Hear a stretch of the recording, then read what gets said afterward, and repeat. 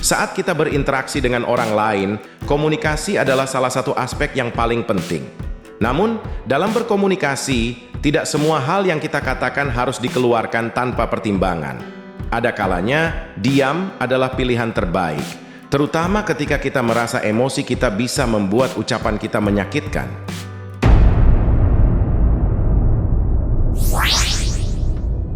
Halo Sinar Manja Friends, apa kabar kalian semua hari ini?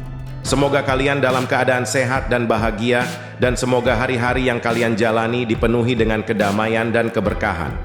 Sinar benar-benar berharap kalian semua merasa baik dari segi fisik maupun hati, karena kita tahu betapa pentingnya menjaga keseimbangan antara keduanya. Di tengah segala kesibukan dan tantangan hidup yang sering datang silih berganti, Sinar mendoakan semoga setiap langkah kalian dipenuhi dengan kekuatan dan keberanian untuk menghadapi apapun yang ada di depan.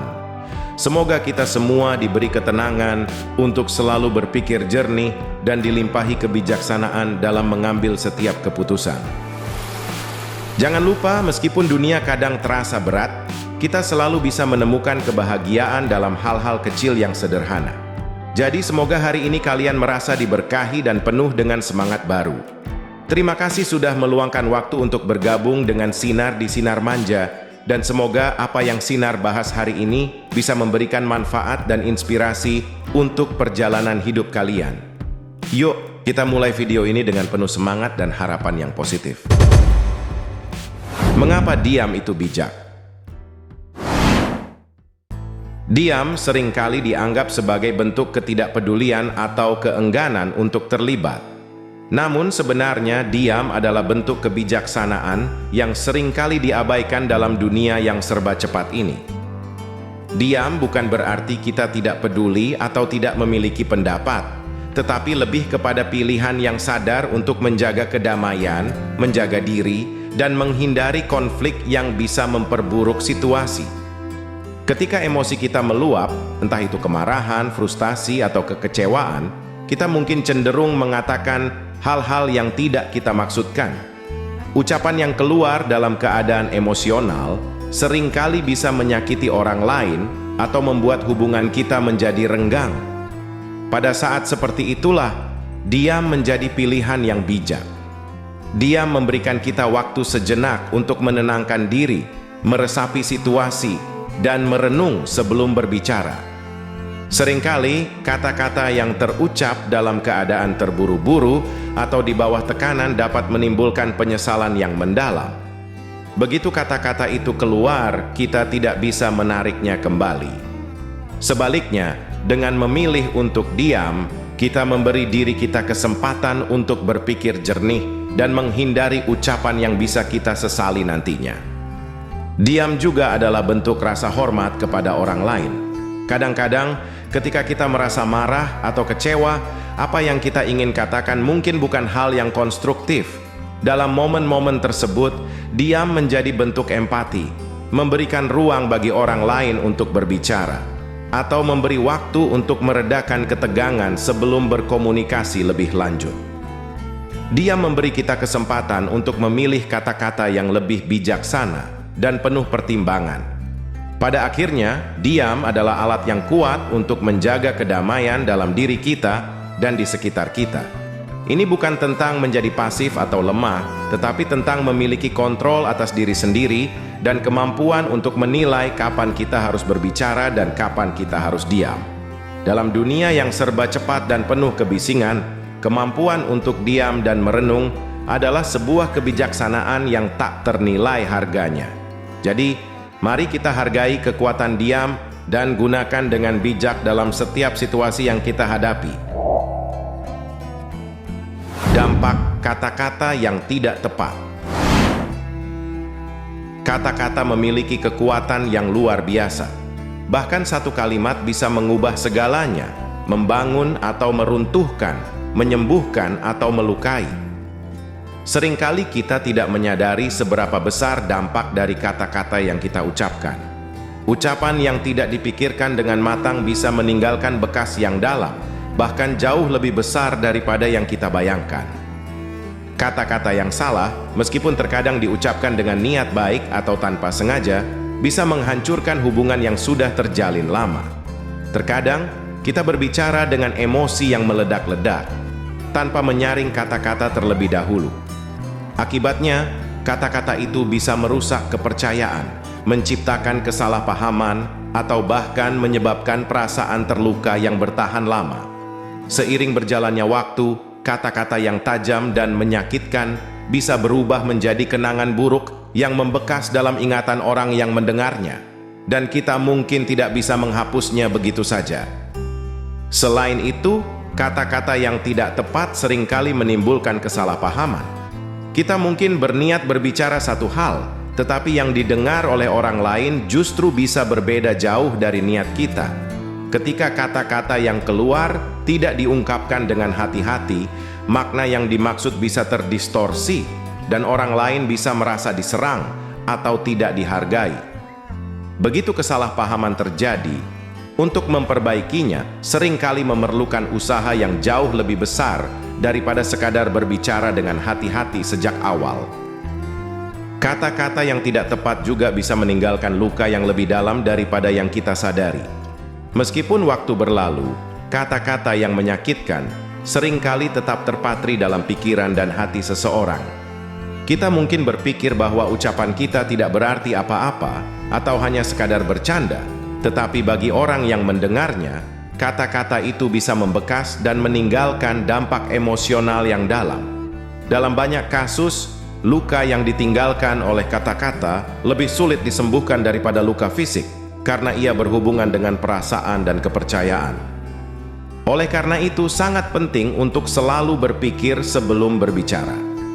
Ketika kita berbicara dengan hati-hati dan penuh pertimbangan, kita dapat menghindari kata-kata yang dapat menimbulkan penyesalan.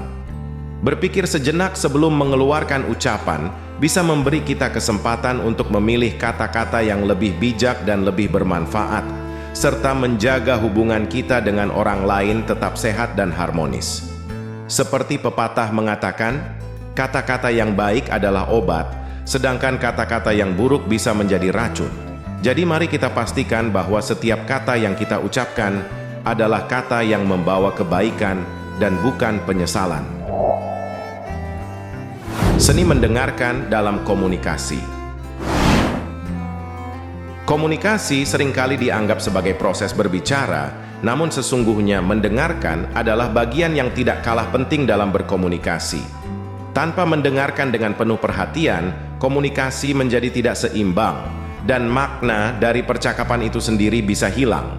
Mendengarkan dengan penuh perhatian adalah seni yang seringkali terabaikan, namun ia merupakan elemen kunci dalam membangun komunikasi yang efektif dan elegan. Ketika kita mendengarkan dengan sepenuh hati, kita bukan hanya mendengar kata-kata yang diucapkan, tetapi juga meresapi pesan yang ingin disampaikan oleh lawan bicara. Hal ini memberi mereka kesempatan untuk berbicara dengan bebas tanpa merasa dihakimi atau terhenti di tengah jalan. Dalam suasana yang seperti ini, orang lain merasa dihargai dan dihormati. Mereka merasa suara dan perasaan mereka penting, dan ini menciptakan hubungan yang lebih mendalam dan saling percaya. Mendengarkan dengan penuh perhatian juga memberikan kita kesempatan untuk lebih memahami situasi secara menyeluruh. Terkadang, apa yang kita dengar tidak sepenuhnya jelas pada awalnya. Dengan mendengarkan tanpa terburu-buru untuk menyela atau merespons, kita memberi diri kita waktu untuk mencerna informasi dan meresapi perasaan orang lain. Ini memungkinkan kita untuk menilai konteks dengan lebih baik dan mengambil keputusan yang lebih bijak dalam merespons. Seni mendengarkan juga mengajarkan kita untuk lebih peka terhadap bahasa tubuh dan nuansa emosional yang seringkali tidak diungkapkan secara verbal. Seringkali, orang tidak hanya berbicara dengan kata-kata, tetapi juga dengan ekspresi wajah, gerakan tubuh, dan intonasi suara mereka. Dengan mendengarkan dengan perhatian penuh, kita bisa menangkap pesan yang tersembunyi di balik kata-kata dan meresponsnya dengan cara yang lebih tepat dan empatik. Selain itu, dengan mendengarkan terlebih dahulu, kita juga memberi diri kita kesempatan untuk memilih waktu yang tepat untuk berbicara.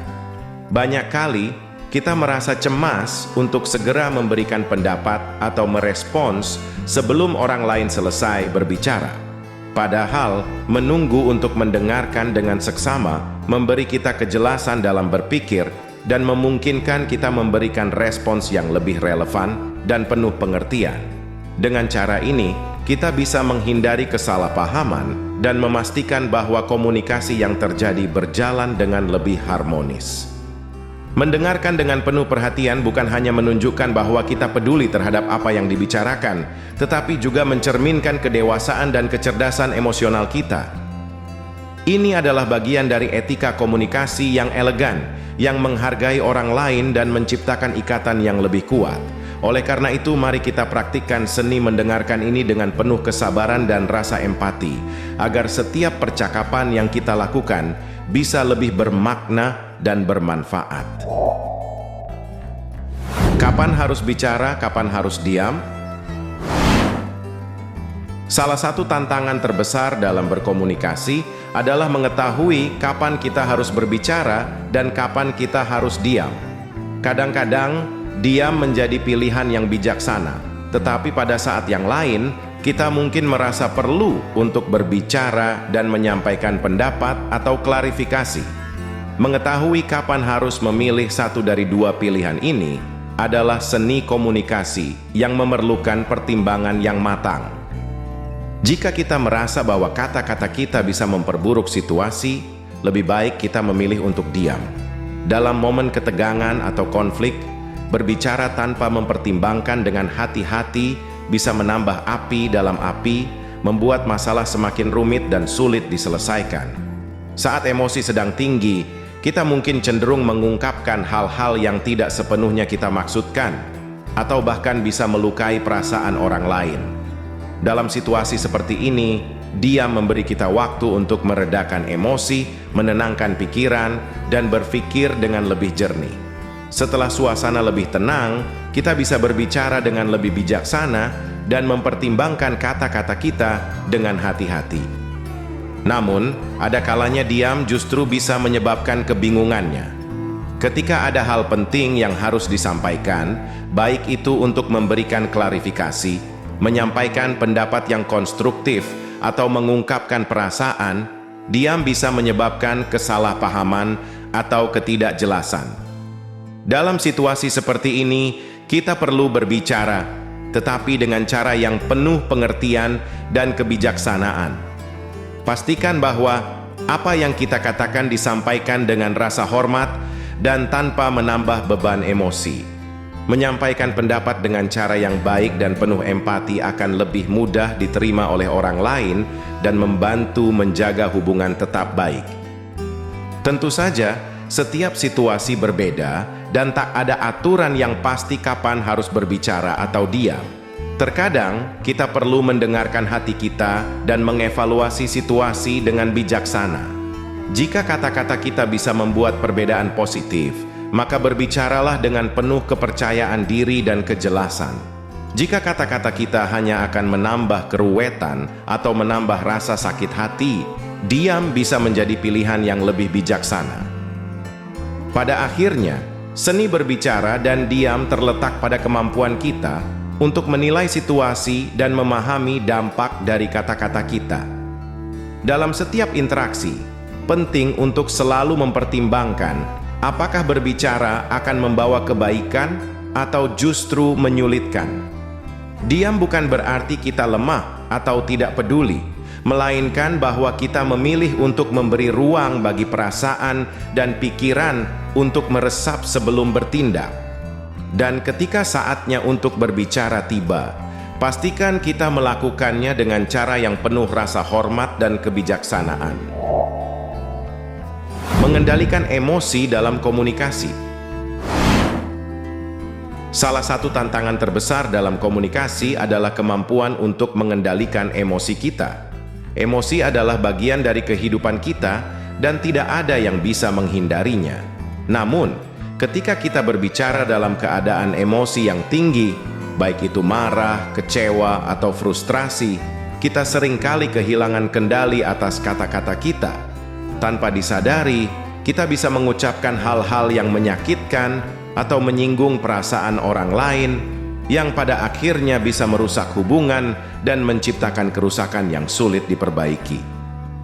Mengendalikan emosi dalam komunikasi bukan berarti menekan perasaan kita, tetapi lebih kepada mengelola dan menyalurkannya dengan cara yang sehat dan bijaksana. Ketika kita merasa emosi mulai membara, penting untuk memberi diri kita waktu untuk meresapinya dan merenung sejenak. Dengan mengambil napas dalam-dalam atau memberi jeda dalam percakapan, kita memberi diri kita kesempatan untuk menenangkan pikiran dan menilai situasi dengan lebih jelas. Ketika kita bisa mengelola emosi dengan baik, kita dapat berbicara dengan lebih rasional, lebih tenang, dan lebih terarah. Emosi yang tidak terkendali seringkali membuat kita berbicara dengan cara yang kasar atau menyakitkan, yang tidak hanya melukai orang lain, tetapi juga membuat kita menyesal setelahnya. Namun, dengan melatih diri untuk tetap tenang dan berpikir sebelum berbicara, kita bisa mencegah hal tersebut. Mengendalikan emosi dalam komunikasi juga memungkinkan kita untuk lebih memahami perspektif orang lain, yang bisa membantu kita untuk merespons dengan cara yang lebih empatik dan konstruktif. Selain itu, ketika kita mampu mengendalikan emosi, kita juga akan lebih efektif dalam menyampaikan pesan kita. Pikiran yang tenang memungkinkan kita untuk memilih kata-kata yang lebih tepat, berbicara dengan jelas, dan menjaga agar percakapan tetap fokus pada solusi, bukan pada masalah. Hal ini membuat komunikasi menjadi lebih produktif dan memungkinkan tercapainya pemahaman yang lebih baik antara semua pihak yang terlibat. Mengendalikan emosi juga mengajarkan kita untuk menjadi lebih bijaksana dalam menanggapi situasi. Alih-alih bereaksi impulsif, kita belajar untuk merespons dengan penuh pertimbangan, memilih kata-kata yang akan membangun, bukan meruntuhkan. Ini adalah bagian dari etika komunikasi yang elegan, di mana kita tidak hanya menjaga hubungan dengan orang lain, tetapi juga menjaga martabat diri kita sendiri. Dengan melatih diri untuk mengendalikan emosi, kita menciptakan ruang untuk komunikasi yang lebih sehat dan lebih efektif. Hal ini memungkinkan kita untuk berbicara dengan hati yang lebih tenang, serta mendengarkan dan merespons dengan penuh pengertian. Ingatlah bahwa dalam setiap komunikasi, kesabaran dan pengendalian diri adalah kunci untuk menciptakan hubungan yang kuat dan saling menghormati. Komunikasi yang elegan dalam konflik. Dalam setiap hubungan, baik itu personal, profesional, atau sosial, konflik adalah hal yang tak terhindarkan. Ketika perbedaan pendapat muncul atau emosi mulai memuncak, komunikasi yang elegan menjadi kunci utama untuk menyelesaikan masalah dengan damai dan penuh pengertian. Namun, yang sering terjadi dalam situasi konflik adalah reaksi spontan yang melibatkan kemarahan, saling menyalahkan, atau bahkan berteriak. Padahal, etika komunikasi yang elegan adalah kemampuan untuk berbicara dengan tenang, menjaga kendali atas emosi, dan berfokus pada penyelesaian masalah, bukan pada memperburuk keadaan. Seseorang yang berkomunikasi dengan elegan dalam konflik tahu bagaimana mengungkapkan perasaan mereka tanpa menyerang atau menyalahkan pihak lain. Alih-alih langsung menyerang sikap atau karakter orang yang berbeda pendapat dengan kita, mereka lebih memilih untuk berbicara tentang bagaimana situasi tersebut memengaruhi mereka secara pribadi. Dengan cara ini, mereka menghindari eskalasi konflik dan tetap menjaga ruang untuk berdialog secara konstruktif. Misalnya, bukannya berkata, "Kamu selalu salah." Lebih baik untuk mengatakan, "Saya merasa kesulitan dengan cara kita menangani masalah ini, dan saya ingin mencari solusi yang lebih baik." Selain itu, berbicara dengan tenang dan penuh pengertian memungkinkan kita untuk mendengarkan dengan lebih baik. Dalam situasi konflik, banyak orang lebih fokus pada apa yang akan mereka katakan selanjutnya daripada mendengarkan lawan bicara mereka. Padahal, dengan mendengarkan secara penuh, kita dapat lebih memahami perspektif orang lain, mencari titik temu, dan menyelesaikan masalah dengan lebih efisien. Komunikasi yang elegan dalam konflik melibatkan perhatian penuh kepada apa yang diungkapkan lawan bicara, tanpa menginterupsi atau menghakimi. Salah satu aspek penting dari komunikasi yang elegan dalam konflik adalah kemampuan untuk tetap menjaga rasa hormat. Meskipun kita mungkin sangat marah atau kecewa dengan situasi tertentu, menghargai pihak lain adalah hal yang tak ternilai harganya. Menggunakan bahasa yang sopan dan tidak menyudutkan membuat suasana tetap terjaga dengan baik dan memberi kesempatan untuk dialog yang sehat. Ketika kedua belah pihak merasa dihargai dan diakui, mereka akan lebih terbuka untuk bekerja sama dan mencari solusi bersama. Kemampuan untuk mencari solusi yang saling menguntungkan adalah bagian dari komunikasi elegan dalam konflik. Daripada terjebak dalam perdebatan yang tidak ada habisnya atau mencoba untuk memenangkan argumen, seseorang yang berbicara dengan elegan akan berfokus pada bagaimana menyelesaikan masalah dan menemukan jalan tengah yang bisa diterima oleh semua pihak. Dengan cara ini, kita tidak hanya menyelesaikan konflik dengan damai, tetapi juga membangun hubungan yang lebih kuat dan penuh rasa hormat. Komunikasi yang elegan dalam konflik bukan hanya tentang berbicara dengan bijaksana, tetapi juga tentang menjaga diri agar tetap tenang dan terbuka untuk solusi. Ini adalah keterampilan yang membutuhkan latihan, kesadaran diri, dan empati. Ketika kita belajar untuk mengelola emosi dan berbicara dengan penuh rasa hormat dalam situasi yang penuh ketegangan, kita tidak hanya menjadi lebih efektif dalam berkomunikasi, tetapi juga memperkuat hubungan yang kita miliki dengan orang lain. Menjaga reputasi dan integritas melalui ucapan. Apa yang kita katakan adalah cerminan dari siapa kita.